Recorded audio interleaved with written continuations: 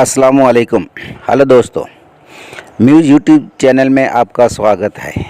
आज हिंदी कक्षा 12 प्रयोजनमूलक हिंदी सूचना प्रौद्योगिकी, जिसके अंदर कुछ प्रश्नों की हम चर्चा करेंगे।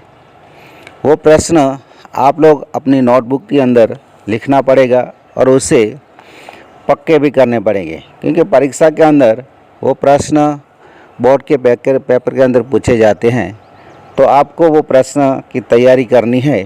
तो मैं वो आपके सामने प्रश्न रख रहा हूँ, ध्यान से उसे देखिए और समझिए। उसके बाद अपनी हिंदी की नोटबुक के अंदर उसे लिखिएगा।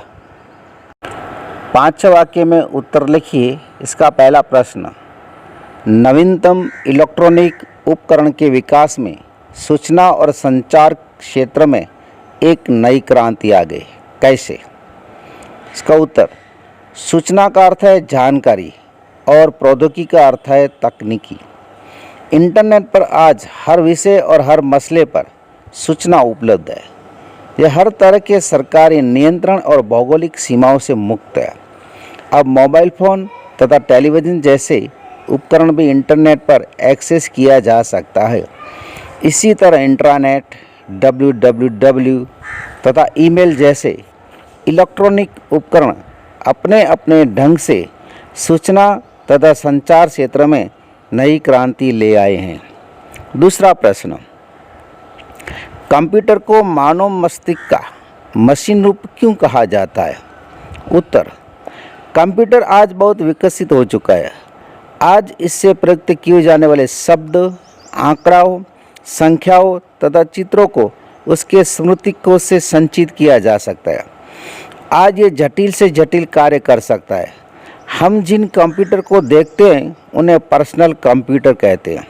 अब तो लैपटॉप तथा पाम टॉप जैसे कंप्यूटर के छोटे रूप भी आ गए हैं। पाम टॉप को हथेली पर रखकर काम किया जा सकता है।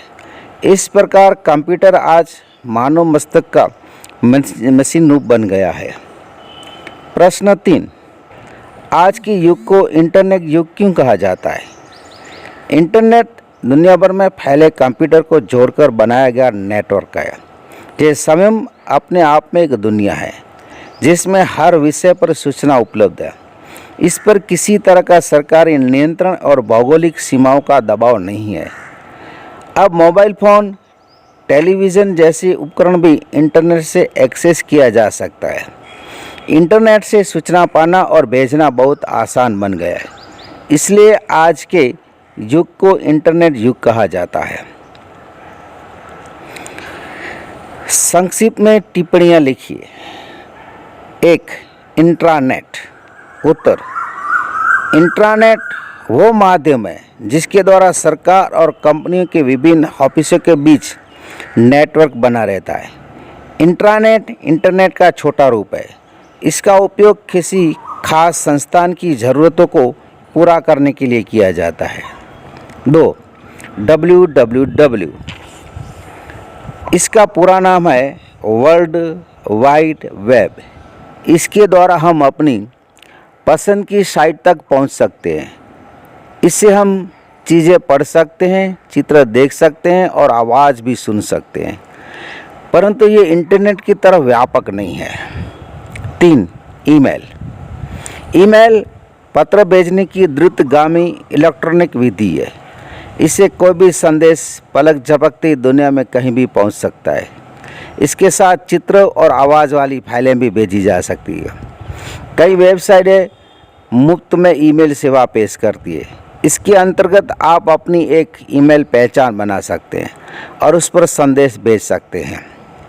फैक्स, इसे फैक्सीमाइल भी कहते हैं।